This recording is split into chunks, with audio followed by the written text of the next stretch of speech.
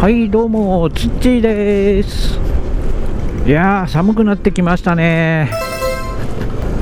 最近ね急激に朝晩がすごい冷え込むようになりまして、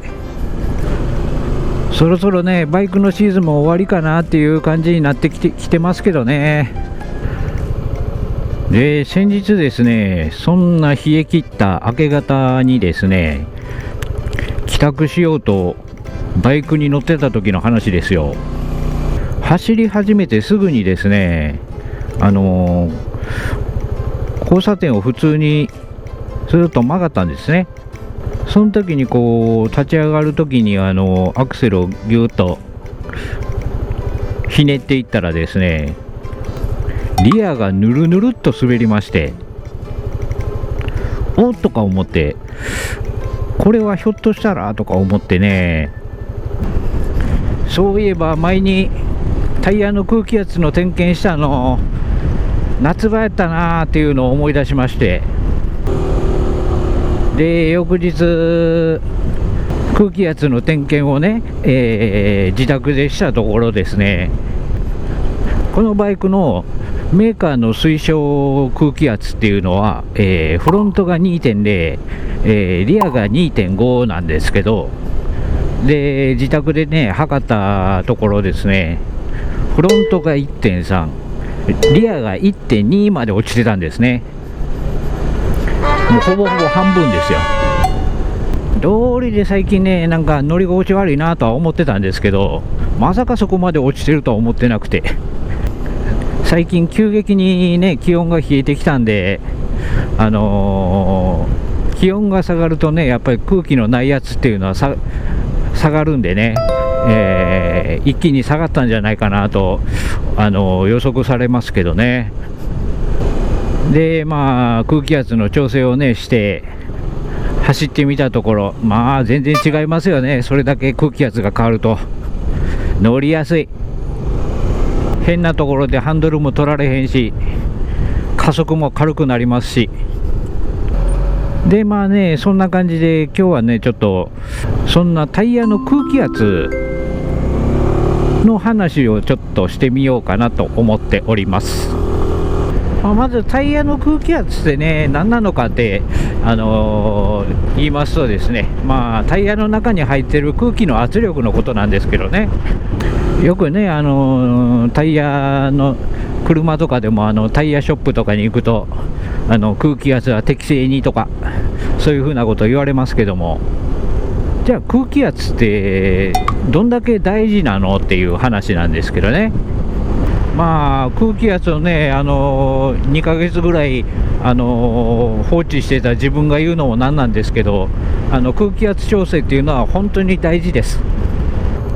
大体ね空気圧っていうのはね 2,3 ヶ月ぐらい経つとねどんどん落ちてくるもんなんですね。あれこの間タイヤにパンパンに空気入れたのになんでこんな少ななってんねんって思う方もいらっしゃるかもしれないですけども、タイヤっていうのはですね完全に気密性がゼロではないんですね。ですからゴムの繊維の隙間を縫ってですね、ほんの少しずつねじわじわと抜けていくんですね。例えばイベントとかでね子供が風船をもらったと、ね、最初もらった時はパンパンに空気入ってたのに、それをね2、3日放置しておくとしわしわにしぼんでしまってるという経験あると思うんですけど、それはそういうことなんですね。ゴムの繊維の隙間を縫って空気が抜けていく。ただタイヤっていうのはねゴムの肉がすごい分厚いんでね、本当に空気の抜けるスピードっていうのはゆっくりなんですけどね。じゃあその空気圧が低い状態で、走ると一体どんな弊害が起こるのか。これはね車にも同じことが言えますけども、空気圧が低い状態で走ると単純に内圧が下がってタイヤがへしゃげてしまうんですね。でへしゃげるということはですねタイヤの接地面積がすごく多くなってしまうんですよ。設置面積、路面等の設置面積が増えるということは、それだけ抵抗が増えてしまうということになりますよね。そうするとですね、まず最初に起こることといえば、摩擦をする部分が多くなることによってタイヤの寿命が落ちる。当然路面とたくさんの部分がね、ゴムが設置してるわけですから、それだけ摩擦が増えるんで、タイヤの減りはすごく速くなってしまいます。で、次に設置面積が多いということは、それだけ抵抗が増えるんですね。抵抗が増えるということは、タイヤを転がすのにすごい負荷がかかるんです。つまり、車やバイクを動かすのに大きな力がいるようになってしまうので、それだけエンジンのパワーが必要になります。ということは燃費が落ちるんですよね。そしてさらに、当然ですけど、グリップ力が落ちます。でもタイヤの設置面積が増えてんのになんでグリップ力が落ちんねん、そういう話になると思うんですけど、タイヤっていうのは路面に強く押し付けられればられるほど、グリップ力を発揮するんですね。つまり空気圧が減っている状態のタイヤっていうのは柔らかくなってますから、設置面積が多くても押し付ける力が半減してしまうんです。そしてさらにタイヤが柔らかいんで、すごくグリップ感がなくてふにゃふにゃした感触が出てしまうんですね。とても乗りにくい状態になります。そしてさらに、そんな状態でですね、高速道路なんかに乗って、スピードを出して負荷をかけてしまうとですね、バーストする危険もあります。空気圧が低くてタイヤがへしゃげたような状態で高速回転をさせると、ウェービング現象というタイヤがたわむような現象が起きるんですね。でそれでスピードを出せば出すほどですね、そのタイヤのウェービング現象が激しくなってタイヤの内部構造が破壊されて、バーストをする、そういうこともありえます。そんな感じでね、タイヤの空気圧が低いということはね、いろいろな弊害が起こるわけなんですけど、それやったらね、どうせ減るんやからパンパンにしとったらええやないか、そう思う方もいらっしゃるかもしれないですけど、空気圧が今度は高すぎるでね、今度また弊害が起きるんですね。で空気圧が高いと一体どうなるのか。まず第一に、乗り心地がめちゃくちゃ悪くなります。タイヤっていうのは空気が入っているものですから、ある程度のクッション性があるんですね。それをパンパンに硬くしてしまうとですね、サスペンションの動きだけでは受け止めきれない振動をですね、ダイレクトに感じてしまうという感じになりましてね、すごくゴツゴツした乗り心地になってしまうんですね。よく車とかでね、18インチや19インチの台形ホイールを履いて薄っぺらい剛性の強い扁平タイヤ履いている方、ずいぶん乗り心地変わったなーって思う方もいらっしゃるかもしれないですけども、あれはね、タイヤの剛性が強すぎて空気圧をパンパンにした状態と同じなんですね。タイヤでのクッションが得られないので、乗り心地が悪くなるんです、あれは。そして次に空気圧が高すぎると、グリップ力が落ちます。低すぎてもグリップは落ちますけど、高すぎても今度、やっぱり落ちるんですね。これは単純にタイヤの設置面積が少なくなるからです。空気をパンパンに詰め込んで、置くとタイヤが硬くなりますから、単純に設置面積が極端に減るんですね。タイヤっていうのはね、路面と設置してなんぼっていうのもありますから、逆効果になってしまうわけなんですね。そしてさらに空気圧が高すぎるとバーストの危険もあります。特にこれはですね、高速道路とか走行した時に起こりやすいと思うんですけど、タイヤの設置面積が少ないということはタイヤの幅の1点だけが負荷がかかったりすることがあるんですね。そんな状態でずーっと同じ場所に負荷をかけすぎると、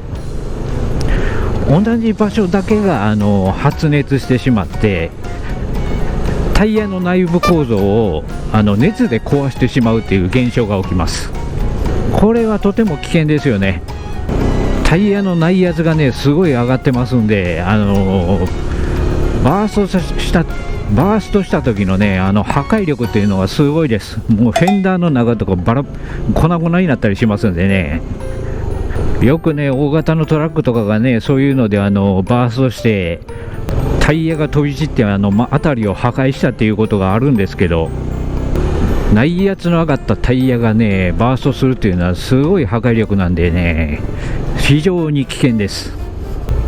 でこんな風にね述べたように、タイヤの空気圧っていうのは高すぎても低すぎてもいろいろな弊害が起こりますんで、できれば適正な、空気圧で走っていただくっていうのが一番なんですね。でタイヤの空気圧調整なんていうのはね、基本的にはもう誰でもできるような初歩の初歩的な整備作業なので、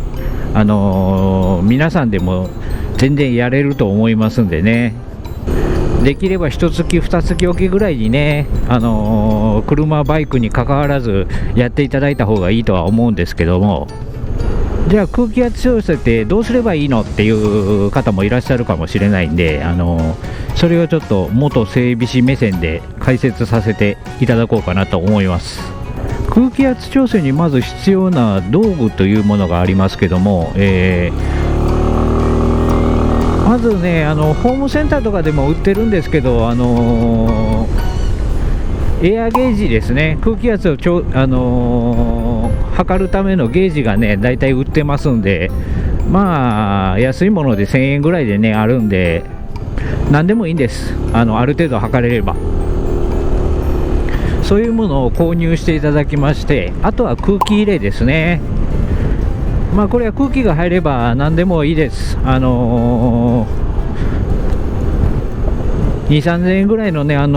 ペダルポンプとか、普通自転車に空気入れるようなね、あんなんでも大丈夫なんですよ。実際タイヤの空気なんてね、乗用車でもね、多くても2.5 とかそんなんなんで、で、そんな2つの道具を用意していただきましてですね、タイヤのエアバルブを外してもらって、エアゲージをねビュッと押し込んでもらうと、針がねピュッと上がって今何キロ入ってますよっていうことを示してくれますんで、それに応じてね車やバイクっていうのは、どこかに必ず分かりやすいところにね、メーカー推奨の空気圧っていうのを表記してある場所があるんで、僕のスカイウェーブとかですとねシートの裏にステッカー貼ってますけど、車とかやったら運転席のドア後ろとかに貼ってるんじゃないですかね、空気圧、適正空気圧の表記は。それをチェックしていただいて、適正な、空気を入れていただくということになるんですけども、